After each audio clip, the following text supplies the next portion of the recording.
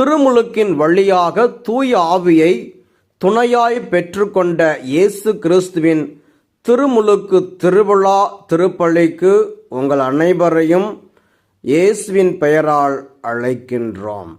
இறைமைந்தன் இம்மண்ணுலகில் மனிதனோடு மனிதனாக நின்று தூய யோவானிடம் திருமுழுக்கு பெறுகின்றார். ஒவ்வொரு செயல்களிலும் தம்மையே தாழ்த்தி பரம தந்தையின் திருவுளத்திற்கு பணிகின்றார். இத்தகைய தாழ்ச்சி, அன்பு, பொறுமை போன்ற தூய ஆவியின் கனிகள் திருமுழுக்கினால் நம்முள் நிலைப்படுத்தப்படட்டும். இன்றைய முதல் வாசகத்தில் தன் அன்பிற்குரிய பணியாளனின் மேன்மையையும் மாட்சியையும் எடுத்துரைக்கின்றார்.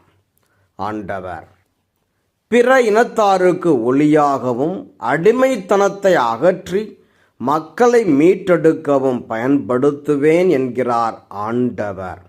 நாமும் இறைவன் தேர்ந்தெடுத்த கருவிதான். நமது பாதையை செம்மையாக்கி நமது வாழ்வை பிறருக்கு முன் மாதிரியாக்கி கைகோர்த்து நடப்போம். இன்றைய நற்செய்தியில் என் அன்பார்ந்த மகன் இவரே என இறைவன் மகிழ்ந்து இயேசுவினால் பூரிப்படைவதை காண்கின்றோம். பாவமே அற்றவர் ஆயினும் திருமுழுக்கு என்னும் அருட்சாதனம் பெறுகிறார் இயேசு.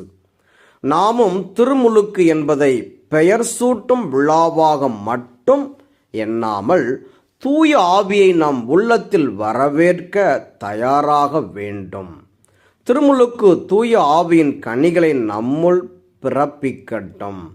இயேசுவின் திருமுழுக்கினால் இறை விருப்பம் நிறைவேறுகிறது. அதே இறை விருப்பத்தை நம்மிலும் நிறைவேற்றுவோம். கிறிஸ்துவின் பங்காளிகள் என்பதை உணர்ந்து கொண்டு மகிழ்வாயினும் வருத்தம் ஆயினும் இறைவனோடு மகிழ்ந்திருப்போம். தூய ஆவியின் துணை வேண்டி இத்திருப்பலியில் இணைந்து மன்றாடுவோம்.